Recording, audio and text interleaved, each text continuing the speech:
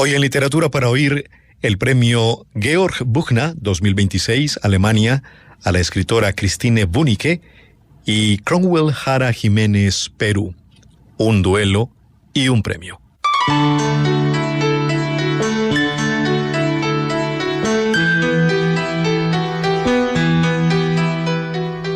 Mezcla agridulce, como la vida de la que hace parte, la literatura exhibe triunfos y pérdidas. En este caso presentaremos un homenaje jubiloso a un premio y una despedida luctuosa a un autor que nos ha dejado. Christine Wunicke, una autora muniquesa de 60 años, ganó el premio Georg Büchner 2026, presea máxima de las letras germanas otorgadas desde 1951. Estudió lingüística, filología germánica medieval y psicología en Berlín y Glasgow. Su obra más exitosa hasta hoy es La dama de la mano pintada, sin traducción aún en nuestra lengua. La autora ha escrito novelas con trasfondo histórico, teatro y biografía. 2 de sus novelas fueron nominadas al Premio Alemán del Libro. Fue galardonada con el Premio Franz Hessel en 2017 y en 2020 recibió el Premio de Literatura de Múnich por sus obras completas. Leamos páginas de una de sus obras, disponible en español, La mujer zorro y el doctor Shimamura.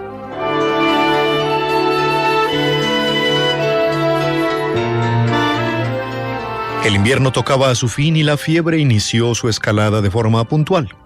Una vez más, Shimamura Shunichi, profesor emérito de neurología en la Escuela Superior de Medicina de la Prefectura de Kioto, volvió a meditar sobre los caminos que había tomado su vida. La lengua alemana que prefería para estos menesteres tejía en su cabeza telarañas complejas e incandescentes. El doctor Shimamura sufría de tisis. Quizás sufría también de otra cosa, de algo para lo cual no había encontrado la palabra idónea en todos esos años, ni en alemán, ni en japonés, ni en chino, ni siquiera en la jerga médica. A finales de ese febrero de 1922, en su casa de Kameoka, estaba sentado en un sillón de ratán entre su escritorio y un helecho plantado en una pequeña urna metálica de pátina artificial, y miraba recto, inmóvil y sin gafas hacia la ventana. Una luz de invierno tardío o primera incipiente teñía el papel con destellos de color amarillo. Es posible que la fiebre pronto subiese hasta niveles en los que su propio pensamiento empezaría a confundirse por completo. Se acostaría antes, pensó Shimamura, pero solo justo antes de que esto sucediera, pues uno no podía andar acostándose de forma preventiva. Llevaba tiempo trabajando en un estudio, una monografía, un ensayo o un artículo sobre la neurología, la psicología o la psicología experimental de la memoria. Hacía años que ordenaba en la mente y rara vez en un cuaderno de apuntes los capítulos o apartados de la susodicha obra y no acababa de decidirse sobre la modalidad ni la extensión del texto. Lo había bautizado el Proyecto O. Tampoco veía claro la metodología. Le habría gustado recurrir a un galvanómetro para medir los flujos cerebrales, sin duda generadores de recuerdos, a saber, los suyos propios, o al menos determinar su sistemática. Pero Shimamura no poseía galvanómetro, y el galvanómetro no medía los recuerdos, y los recuerdos no eran sistemáticos, al menos los de Shimamura. A fin de cuentas, no quería memorizar sílabas desprovistas de sentido y luego vomitarlas, dándose importancia como el fallecido doctor Ebbinghaus de Halle. Aspiraba a un texto grande y profundo sobre un problema grande y profundo. Estaba convencido de que moriría mucho antes de que la idea se materializara, algo que en cierto modo lo consolaba a diario. Además, el Proyecto O le parecía una buena justificación para acordarse día tras día de unas cosas y de otras y a menudo también de todo lo contrario. Shimamura tiritaba. Adiestrado por la práctica, acomodó su cuerpo en el sillón de ratán de manera que éste no crujiera si empezaba a temblar. Se había echado sobre el kimono un batín raído de color rojo pardo con un dibujo de flor de lis, un indumento pesado y abrigado cuyas gruesas mangas retorcían y estrujaban las del kimono alrededor de sus flacos brazos. Se proponía siempre enfundarse el kimono encima y no debajo del batín, lo que habría subsanado esa molestia, pero nunca lo hacía. El batín era un objeto odioso del que Shimamura no lograba separarse. Procedía de una selecta tienda aledaña a la Pariser Platz de Berlín, donde lo había adquirido casi 40 años atrás, en pleno verano, poco después de una tormenta, en un ambiente de calor y bochorno nada propicio para semejante prenda felposa. Lo había comprado por vanidad, por sentirse ya en sus años jóvenes, sabio y maduro y digno de un batín vetusto, quizá también como acicate para asimilarlo espiritualmente, pero ante todo para fastidiar. Siendo becario del imperio, no podía permitirse en absoluto ese gesto. De sus días berlineses, cuando se retrotraía a ellos, Shimamura recordaba la fiebre. Tirando de la manga izquierda del kimono para sacarla de la deshilachada manga del batín, hizo asomar una punta de arpillera beige, un color parecido al del papel de la ventana.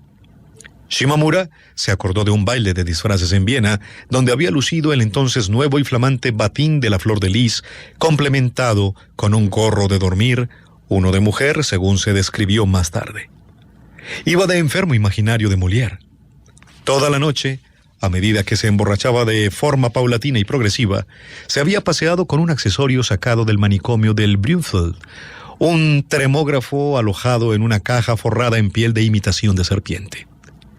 Unas muchachas absolutamente ayunas de indicios de si eran honestas o si habían sido traídas de la calle, habían toqueteado aquel cofre, luego el batín, luego el gorro de dormir y luego al propio Shimamura.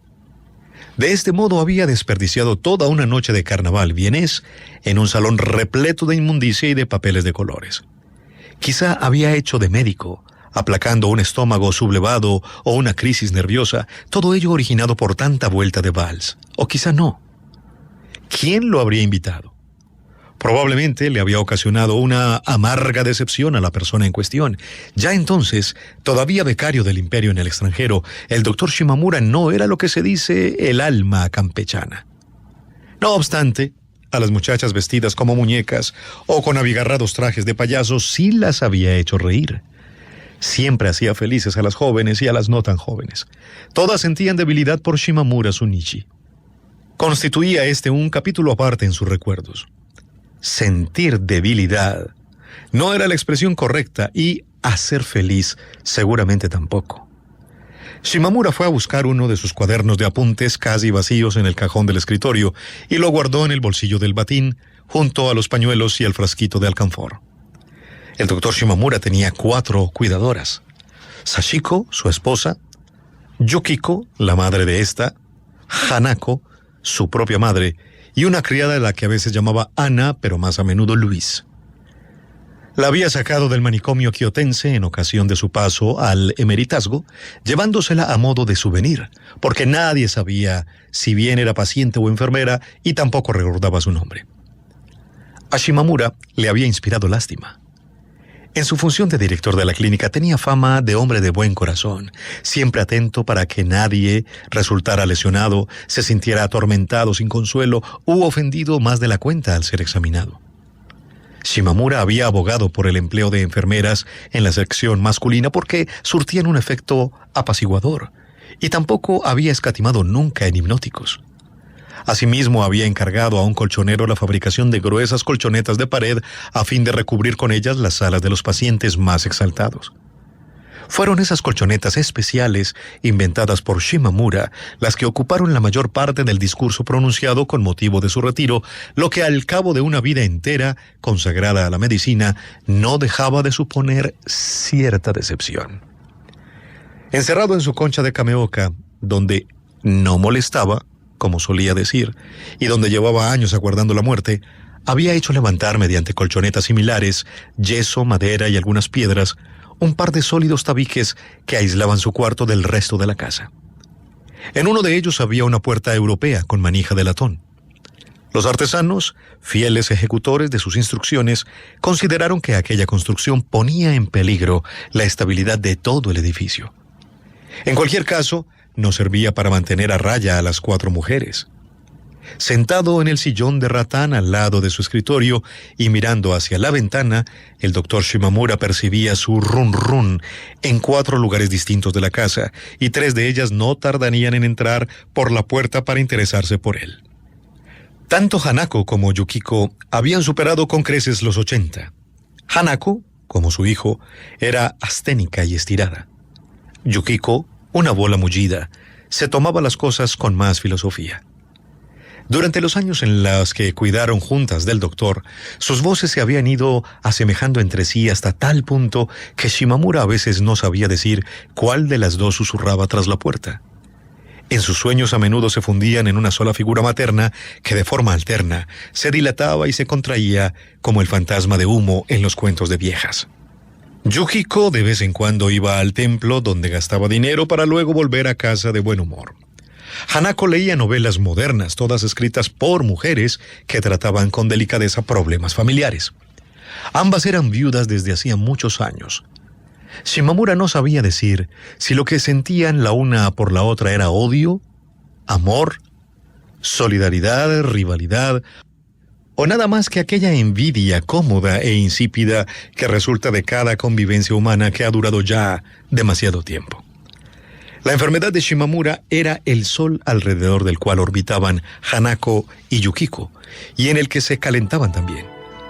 Algo así había sido lo que una de las dos dijo en cierta ocasión, y por eso Shimamura las odiaba a ambas.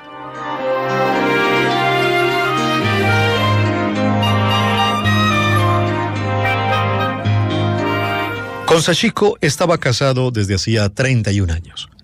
Se erguía como una sombra entre las dos madres, discreta, prudente, imperiosa. Su ropa era siempre clara, también en invierno, y siempre estaba doblada con pulcritud y en ángulo perfecto en los lugares oportunos. Cuando Shimamura buscaba adjetivos para describir a su esposa, los primeros que se le ocurrían de modo indefectible eran prismática y cristalina. Química inorgánica. Sachiko era resistente a la especial habilidad que tenía el doctor Shimamura para las mujeres. Debía de poseer una gran y nada agradable fuerza de voluntad. Hanako trajo comida y Yukiko trajo té. Sachiko se había colado en el cuarto antes que ellas y observaba sus acciones. Luego observó también a su marido mientras bebía, comía, tosía y preparaba una inyección de escopolamina, placer que hoy quería volver a concederse después de 3 días de abstención. Hanako y Yukiko recogieron la mesa. Sachiko serpenteaba por el cuarto sin hacer ruido. Ana, o Luis, permanecía oculta detrás de la puerta y recibía lo que se le tendía, la vajilla del té y de la comida, un pañuelo sucio para lavar. Aunque había comido buñuelos de arroz y encurtidos, Shimamura, poco inspirado para temas de conversación, repitió el viejo chiste sobre los médicos, sobre el caldo para los enfermos. Tenía que ser como una doncella, no hacer ojitos nunca. En la traducción japonesa sonaba absurdo y picante, como si en la comida el enfermo de repente se sintiese llamado a farfullar ante los ojos de las muchachas. Le pareció que Sachiko lanzaba una mirada de preocupación a la jeringa de escopolamina que descansaba en su mano.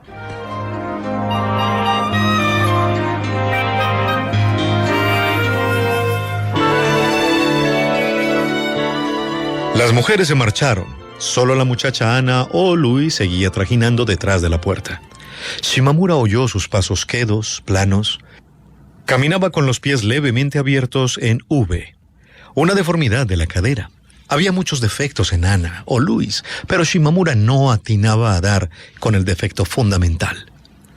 Cada mañana ella le llevaba agua al borde de la cama, una cuba entera. Shimamura no sabía quién se lo había ordenado ni qué debía hacer él con tanta agua. No sabía si se trataba de un malentendido, si Luis creía llevarle el inhalador cuando acarreaba la disparatada cuba de agua sobre sus piernas de pato. Él recibía el agua con una sonrisa agridulce. Anne Louise le hacía una profunda reverencia y se retiraba. A veces, Shimamura no podía deshacerse de la idea de que la muchacha se ausentaba a diario y en un lugar protegido, quizá en el cuarto de aseo o al aire libre, en el campo, se entregaba al delirio, una locura de etiología dudosa, existente por lo menos desde Kioto, nunca curada, violenta, sonora y tal vez, en cierto modo, obscena. La imaginaba frenopática, por espacio de unos 10 minutos o 1 hora completa para luego anadear de vuelta como si no hubiese ocurrido nada, con aquel sutilísimo rastro de satisfacción en su cara de muchacha campesina. Si alguna vez la hubiera pillado en su arrebato, posiblemente hubiese podido sanarla, y ella habría quedado libre para marcharse y hacer una vida de mujer saludable en vez de seguir allí como un vegetal. Quisiera hacer tirar abajo los estúpidos tabiques, pensó Shimamura. Quisiera morir en una casa normal. Seguidamente se inyectó la escopolamina en el muslo y se acostó. Durante largo rato su cerebro estuvo repitiendo las palabras calendario, calendario, febrero, febrero, y de nuevo calendario, calendario. Luego se formuló preguntas. ¿Dónde está el gramófono? ¿Dónde andará el inhalador? ¿A dónde habrá ido a parar el charcot alemán? ¿Y por qué el charcot francés se va expandiendo metros y metros en la estantería cuando en esta casa nadie habla francés? ¿Y qué ha pasado con la ropa buena del doctor? ¿Los trajes europeos? ¿Los trajes japoneses? ¿Los echaron las mujeres en la estufa porque yo no los necesitaba? ¿Y dónde está la herencia de papá, por ejemplo? Las caligrafías de segunda categoría de un calígrafo de segunda categoría, con sus grandes, simples y completamente inalcanzables máximas de vida. Todo desaparecido, dijo Shimamura en su cerebro. Déjame en paz. Después vio en su mente las caligrafías de su padre, que no sabía leer porque solo tenía 7 años. Cuando era pequeño, dijo Shimamura en alemán, lanzó un gemido y luego otro. El aire entraba y salía, era agradable. La inyección sentaba bien. Para calmar los bronquios, aceptaba de buen grado ser un niño de 7 años que miraba fijamente unas letras escritas en gran tamaño y se sentía indefenso ante las imposiciones punitivas de las mismas. O tener 5 años y aguantar que manos maternas le limpiaran los oídos en un verano dorado que durase varios siglos, con un sol áureo que le abrazaba los dedos si cerraba los ojos.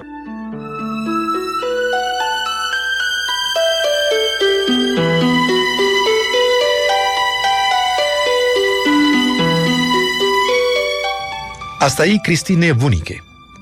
Ahora nuestra despedida y homenaje póstumo van para el peruano Cromwell Jara Jiménez, un piurano quien murió el 12 de julio de 2026 a los 76 años, dejando unos 40 libros publicados en su oficio de poeta, cuentista, novelista, dramaturgo, compilador de creaciones orales y guionista, además de formador de escritores en sus talleres.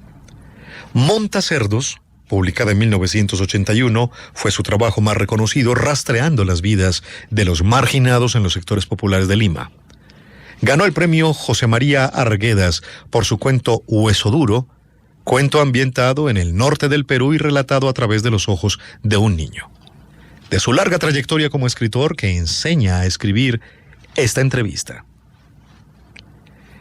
¿Qué cambios ha percibido en su forma de concebir su labor como escritor a lo largo de los años? Después de su larga trayectoria, ¿cuál sería su decálogo del buen escritor? Tengo varios decálogos como las del buen escritor y del buen cuentista. Me encantan porque muchos de ellos están hechos para burlarse de uno mismo, del lector o de los escritores, ya que en la literatura abunda la falsedad. Hay quienes quieren ser escritores solo porque tienen dinero para publicar un libro, y lo hacen creyéndose cultos, convencidos de que saben escribir. Pero lo cierto es que no basta con escribir bien para hacer una buena novela o un buen cuento. Se necesita algo que la mayoría de los escritores no usa: la razón del corazón. Muchos se apoyan únicamente en su talento y en su inteligencia, pero dejan de lado esa sensibilidad que suele estar menospreciada y que sin embargo es lo más importante en la vida. Sin las pasiones no somos verdaderamente humanos, y sin ellas tampoco hay amor. Amor por los hijos, la familia, la cultura, el conocimiento, los amigos, los libros.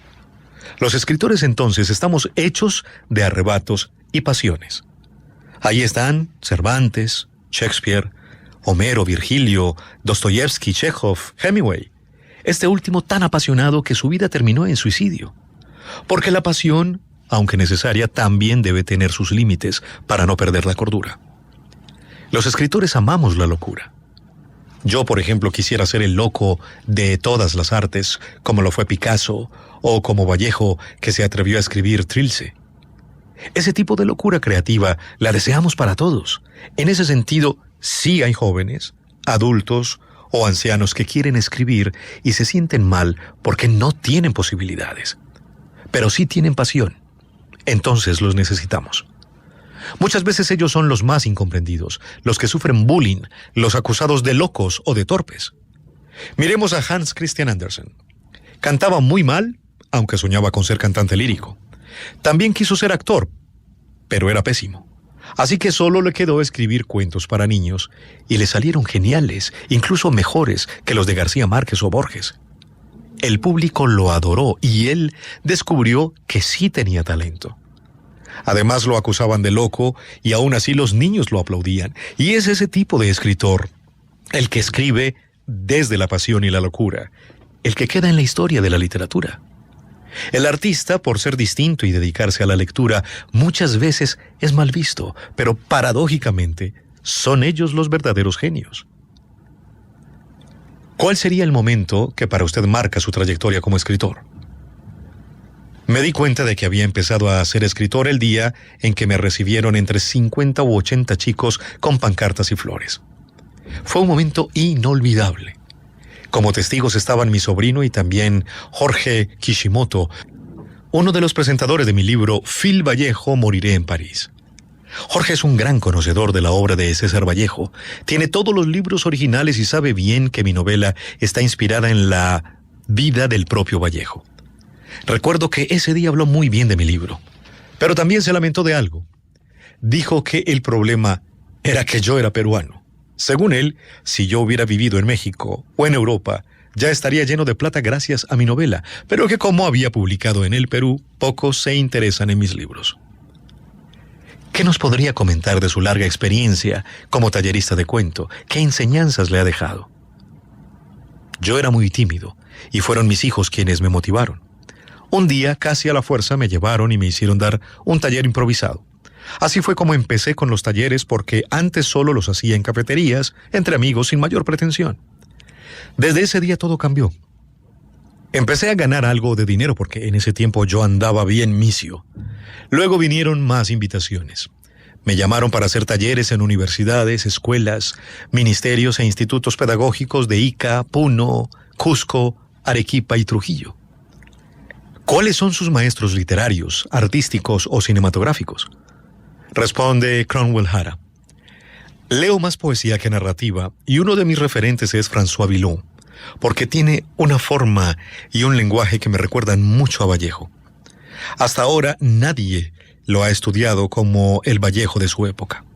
Luego me sorprendieron el Conde de Lautréamont y Rainer María Rilke. También me impactó María Emilia Cornejo, una auténtica creadora de la poesía femenina. Ella tenía la misma edad que yo. En cuanto a Joyce, nunca me gustó. Lo encuentro pobre, no me dice nada. Reconozco, eso sí, que fue el primero en aplicar una técnica literaria en la que se acumulan tiempos y espacios, pero para mí sus escritos no ofrecen un verdadero conocimiento del mundo ni de la vida. Algo similar me pasa con Rayuela, de Cortázar. Siento que se queda mucho en el artificio literario sin profundizar en lo que realmente importa.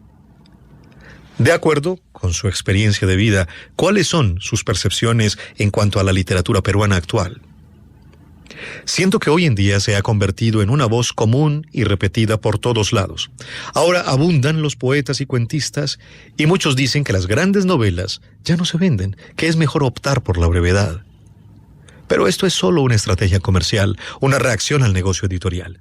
Si escribes porque tienes la necesidad de crear una novela de 5,000 páginas, entonces debes hacerlo, siempre y cuando esa novela tenga calidad. Lo que realmente mata a una obra no es la cantidad, sino la falta de calidad. ¿Cómo construye sus historias? Responde Cromwell Hara. Yo construyo mis historias cuando hay detrás toda una montaña de información sobre un fenómeno que me interesa y del cual podría hablar. Por ejemplo, el fenómeno de la lucha por la independencia con todos los personajes involucrados. Este tema me pareció fascinante, así que leí todas las biografías posibles a mi alcance, como las de Bolívar y San Martín, y también las cartas entre ellos. Mi interés se acrecentó aún más cuando descubrí que había un mundo al revés, donde Pancho Fierro presenta una crítica a la sociedad de la época. Según él, no se había logrado una verdadera independencia, sino que solo se había cambiado de autoridades. Los hacendados pasaron a mandar a los españoles para seguir manteniendo a los esclavos. Pancho Fierro se dio cuenta de que lo que se hizo no sirvió. Finalmente, en su vasta experiencia, ¿qué consejo le daría usted a aquellos que están interesados en la literatura? Estoy en contra de aquellos que dicen que la literatura es una mentira, como afirman Cervantes, Lope de Vega y los griegos. Pero yo creo que detrás de la mentira siempre hay una maldad o un propósito oscuro para engañar a los demás, y eso no es lo que hago. Por eso estoy a favor de la idea de que la literatura es una ficción muy bella que busca emparentarse con la realidad, de tal manera que cuando describo la realidad, intento hacer que se parezca a una ficción. Quiero que el lector piense que está leyendo una ficción, pero en realidad es la misma realidad.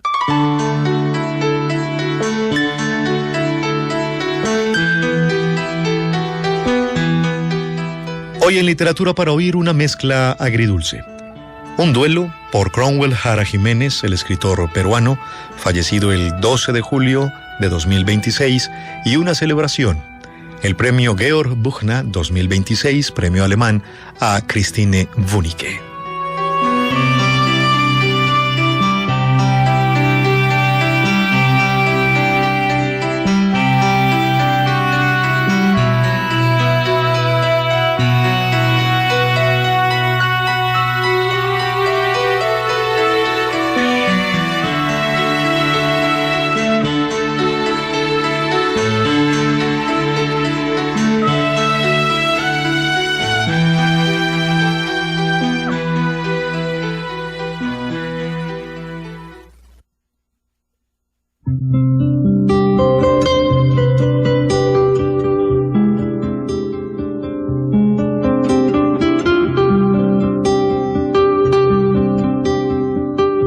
Literatura para oír.